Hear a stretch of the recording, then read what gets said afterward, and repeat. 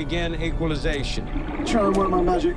When it comes to tales of miraculous survival, whether it be obscure or well-known, you have to ask the question, did it need to go beyond the documentary? When it comes to Last Breath, you very likely know the outcome before going in. There actually was a documentary in 2019, so is it really necessary to have a film showing us the same thing? I'm leaning toward no. How's that?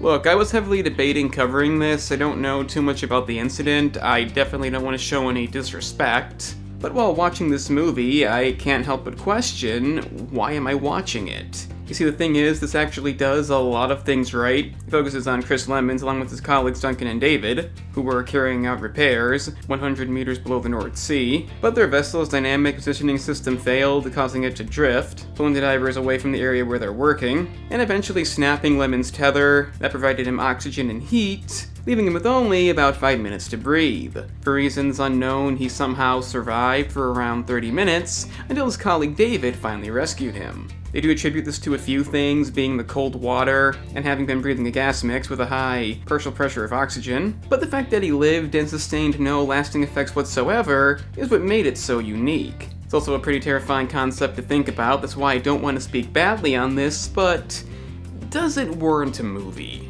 If we compare this to, say, Society of Snow, which I recommend, you have a disaster, a tragedy that makes for a great film, even if you didn't know it was true. But if you told me this movie was fiction, I'd probably still expect a happy ending, and not really get much out of it. What I'm trying to say is, I don't get the point of true stories that don't have anything going for it, aside from being a true story. Granted, there's a lot to like about it. I don't sense that much embellishment, there's a sense of realism, it's definitely well shot, and I do really appreciate the acting. Most notably Woody Harrelson, the guy you think of as memorable and charismatic. He definitely still is, but it's not taken too far.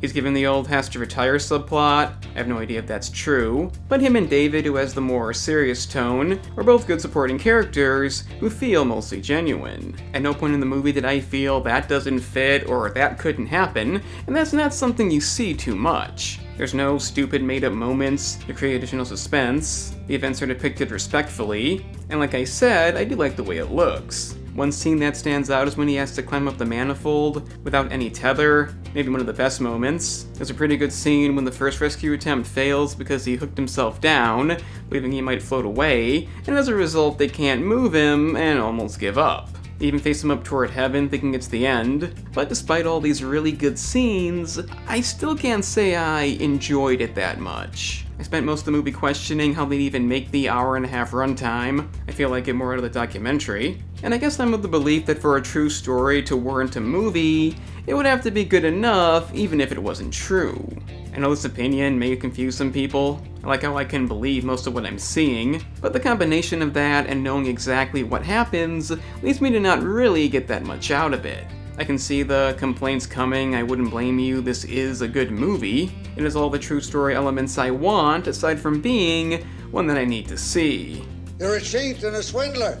That's what you are. How can you do a thing like this? I still recommend it, depending on how into this you are. The reviews so far are good, and I'm happy about that, but it's not quite there. I like the ending with the real footage. Dave saying don't fuck it up again had me laughing. So if you want a true story with minimal embellishment, I guess check out Last Breath. It's pretty good, but you might not be that entertained. It's just my take on it, so let me know what you think in the comments. The like button is down there too, as is subscribing, and the gaming channel is another option for similar gaming content. There's a link in the description.